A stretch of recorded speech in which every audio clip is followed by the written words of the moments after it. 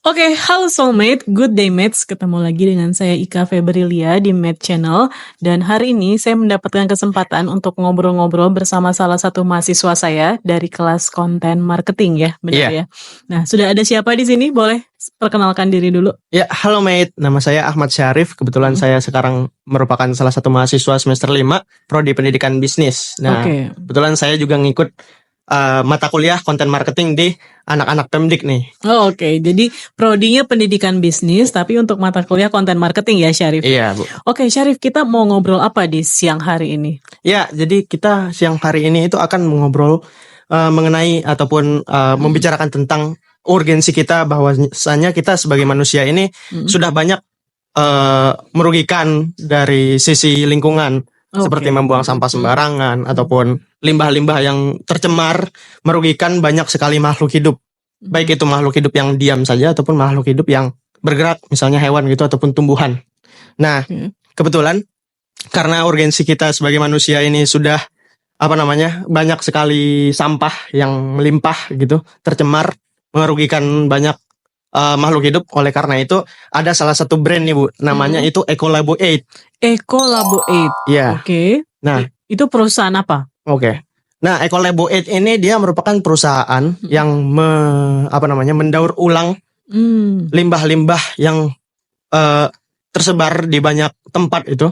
Ya, terutama untuk limbah-limbah plastik sih Bu. Jadi mereka akan mensortir limbah-limbah itu berdasarkan warnanya, limbah-limbah plastik ya terutama, dan membuat limbah-limbah tersebut menjadi furnitur yang estetik seperti itu. Oke, itu perusahaannya dari Indonesia atau gimana? Nah, kebetulan itu yang bikin perusahaan tersebut itu bukan orang Indonesia, tapi orang bule luar negeri. Oh gitu, tapi base-nya maksudnya asalnya dari mana awalnya gitu? Mereka itu bikin perusahaan itu, company-nya base-nya di Bali. Oh, di Bali. Iya. Oke. Tapi berarti di negara lain juga ada?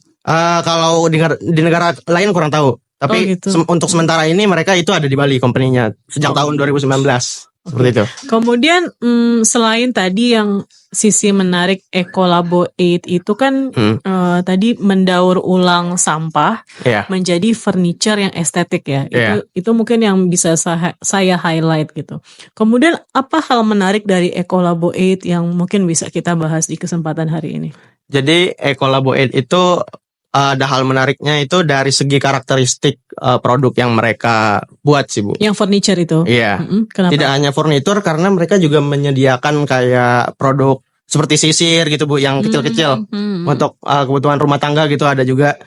Jadi dari karakteristik furnitur yang mereka buat itu, outputnya itu menghasilkan karakteristik seperti desain yang inovatif, memiliki ketahanan, terus fungsional, dan lain-lain, seperti itu Bu. Oke, mungkin nanti sambil video ini berjalan, boleh kali ya nanti teman-teman bisa share kira-kira hasil atau furniture dari Ecolabo 8 itu seperti apa, sehingga Soulmate yang ada di rumah yang sedang menyaksikan video ini juga punya gambaran ya, kira-kira produk estetik yang dihasilkan itu seperti apa. Ya. Kemudian Ecolabo 8 sebenarnya mungkin banyak ya lembaga-lembaga gitu ya, atau badan-badan yang mungkin juga sudah mulai aware sama lingkungan, benar nggak Syarif? Iya. Ada yang benar-benar kayak dari pemerintah, ada juga mungkin yang kayak lembaga-lembaga independen ya, yang berusaha untuk bisa lebih aware dan menjaga lingkungan, nggak cuma Ecolabo 8 ini. Kemudian apa sisi menarik dari Ecolabo 8 yang mungkin bisa diangkat? Sisi menarik dari Ecolabo 8 itu karena mereka merupakan salah satu perusahaan itu yang sudah memiliki lisensi untuk bisa waralaba gitu Bu. Jadi mereka itu menjual lisensi mereka untuk perusahaan lain itu membeli dan menggunakan teknologi yang mereka gunakan untuk menghasilkan produk itu tadi ya. Oke, berarti mereka nggak cuma sekedar meningkatkan awareness masyarakat tentang kebersihan, tentang lingkungan dan seterusnya, tapi juga mereka menjual tadi ya teknologi yang mereka bisa hasilkan untuk bisa dibeli sama perusahaan lain untuk bisa mendaur ulang produk juga begitu. Iya, betul. Oh, oke. Kemudian berarti tadi kita bicara di Bali ya, berarti ya perusahaannya. Kemudian dikelolanya juga mungkin sama orang Indonesia ya kalau udah di Bali ya. Iya, betul. Kemudian kenapa ya Ecolabo 8 ini nggak viral, Syarif? Kira-kira kenapa? Nah, ini nih Bu, karena konten yang mereka sediakan ataupun mereka mereka upload di sosial media mereka itu terkesan kurang variatif Hmm. dan juga kurang kurang mengentertain dari segi audiens gitu. Jadi mereka hanya membuat konten itu sekedar misalnya before ada beberapa limbah gitu, berkilo-kilo limbah menjadi menjadi beberapa furnitur. Kebanyakan seperti itu, Bu. Jadi tidak ada kayak kesan menarik yang bisa menggait banyak audiens ataupun followers untuk bisa melihat hal tersebut. Kalau Seperti itu. target pasarnya seperti apa sih? Kalau target pasarnya sih ya pasti orang yang peduli dengan lingkungan. Iya, selain Iya. itu mungkin. Kebanyakan ya karena mungkin harganya juga agak Mahal ya? agak mahal. Ya, jadi untuk orang yang menengah ke atas lah, Bu, seperti itu. Oke, tapi berarti targetnya bukan individu ya? Iya, bukan individu. Lebih ke lembaga atau perusahaan lain ya? Tidak, Atau bisnis atau apa? tidak juga. Jadi untuk individu itu mereka bisa juga untuk memesan kepada Ecolabo 8 ini untuk mengcustom gitu furnitur-furnitur yang mereka butuhkan sesuai dengan fungsi yang mereka butuhkan juga, seperti itu, Bu. Jadi tidak hanya untuk lembaga, tidak hanya untuk lembaga-lembaga ataupun organisasi, tapi untuk individu juga disediakan. Mungkin bisa saya petakan di sini kalau misalnya yang hasilnya yang berupa furniture, kemudian kayak tadi sisir gitu ya. Itu berarti target pasarnya ya konsumen yang sifatnya individu atau end user. Tapi kalau misalnya kita bicara tentang jual teknologi untuk mendaur ulang, mungkin bukan individu ya target pasarnya, tapi lebih kepada perusahaan atau bisnis gitu ya. Oke, kemudian bicara mengenai target pasar. Kalau misalnya yang peduli lingkungan tuh mungkin memang masih bisa dikatakan masih sedikit ya, Syarif. Betul. Tapi saya rasa kalau misalnya dari promosi kemudian dari media sosial yang digunakan bisa seoptimal mungkin, saya rasa bisa menangkap target pasar yang mungkin berbeda ya dibandingkan yang sudah diperoleh saat ini gitu ya. Makanya kemudian banyak orang yang juga berlomba-lomba menciptakan sesuatu yang viral dengan tujuan untuk supaya bisa meningkatkan awareness konsumen kan, bisa lebih banyak lagi. Selain itu, izin menambahkan, Bu. Jadi kurang menariknya dari si konten marketing yang mereka lakukan di sosmed, terutama di IG itu, mereka itu tidak menggunakan menggunakan hook gitu, Bu. Jadi apa itu hook? Kurang ada hooknya. Jadi kayak ada yang bisa menarik dalam beberapa detik pertama dari video yang mereka kasih gitu, Bu. Dan itu penting sekali ya. Itu penting sekali. Saya ingat kata-kata salah satu cutting ya. Mungkin saya bisa nyebut namanya, Bu. Boleh. Bang Said itu pernah bilang kalau hook itu sangat diperlukan untuk bisa menggait banyak engagement dan juga menggait audiens biar bisa nonton video yang kita buat itu sampai habis gitu. Biasanya berapa? 10 detik pertama ya? Atau berapa detik? 3-5 detik pertama. 3-5 detik pertama ya. Tapi itu bisa menentukan apakah si audiens akan menyaksikan videonya sampai akhir atau enggak gitu. Iya, betul. Misalnya nih kayak 3 cara mendaur ulang limbah plastik. Nomor 3 sangat inovatif seperti itu. Atau bisa juga dengan desain-desain yang mungkin secara visual menarik gitu agar si audiens ataupun followers ataupun calon followers itu bisa nonton sampai habis gitu, seperti itu, Bu.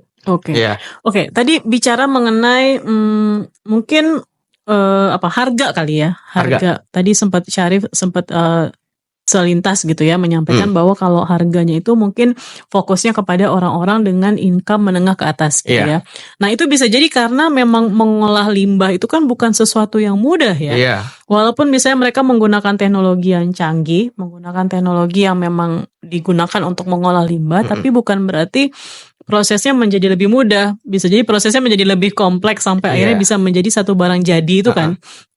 Makanya kemudian harganya menjadi lebih mahal. Nah, ini peran dari Ecolabo 8 sendiri gitu ya, nggak cuma sekedar membangun awareness konsumen mengenai kesadaran akan kebersihan lingkungan dan seterusnya, tapi juga mengedukasi masyarakat bahwa memang mengolah limbah itu bukan sesuatu yang mudah gitu ya, hingga sampai menjadi barang jadi yang siap untuk dikonsumsi atau dinikmati sama si konsumen. Karena teknologinya juga itu agak kompleks. Misalnya seperti teknologi shades press ataupun teknologi yang mereka pakai itu namanya flow molding extrusion. Aduh, seperti itu ya, ribet banget kayaknya. Karena untuk perawatan dari si teknologi tersebut juga membutuhkan banyak biaya, Bu. Jadi ya wajar kalau untuk produknya sendiri itu menjadi mahal seperti itu. Oke, Ya, agak menarik mahal. sekali, menarik, Iya. menarik. Nah, mungkin nanti bisa ditampilkan Instagramnya atau apa? Mungkin mereka biasa apa? Mereka ada Pakai webnya, medsos Bu. nggak sih? Oh, pakai web. Iya, ada web, ada medsos juga. Nah, yang kemarin saya lihat itu di Instagram mereka ada. Oke, menarik sekali. Mungkin Iya. soulmate di rumah juga pengen tahu apa sih itu Ecolabo8 gitu ya, semenarik apa, kemudian sesignifikan apa yang mereka lakukan untuk bisa menjaga lingkungan gitu ya. Iya. Siapa tahu kita gitu ya, atau mungkin kalian Gen Z yang tidak tertarik dengan kebersihan lingkungan dan seterusnya bisa menjadi lebih aware gitu ya sama kebersihan lingkungan melalui Iya. postingan dari Ecolabo8 ya. Iya. Oke, ada hal lain mungkin Syarif yang mau disampaikan terkait dengan Ecolabo8? Untuk Ecolabo8 ini sendiri juga dia udah bekerja sama dengan ataupun berkolaborasi dengan beberapa perusahaan luar negeri.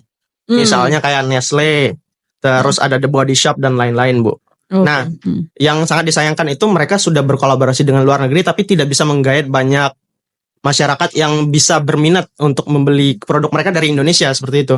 Ya, Jadi mungkin tadi promosinya memang masih kurang kali ya. Ya, promosi yang dilakukan itu masih kurang. Oleh karena itu mereka juga membutuhkan hook tadi yang Iya. saya bilang. Iya, ya karena sejujurnya saya juga belum pernah dengar. Saya dengar Ecolabo8 ya dari kalian gitu Iya. ya. Nah, tapi dengan melalui podcast ini saya harap teman-teman semua soulmate yang mendengarkan bisa teredukasi gitu ya, bisa mengetahui lebih banyak tentang Ecolabo8 gitu ya, dan bisa berkontribusi banyak terhadap Lingkungan. kebersihan lingkungan lingkungan. kita semua. Oke, terima kasih Syarif. Saya rasa cukup ya untuk Iya. obrolan kita. Silahkan soulmate cek di Instagramnya Ecolabo8 gitu ya. Iya, Kalau bisa dicek. teman-teman, oke, kalau teman-teman peduli sama lingkungan kita, gitu ya. Sampai jumpa di topik-topik marketing berikutnya. Good day, Good day, mates. Bye bye. Are you down?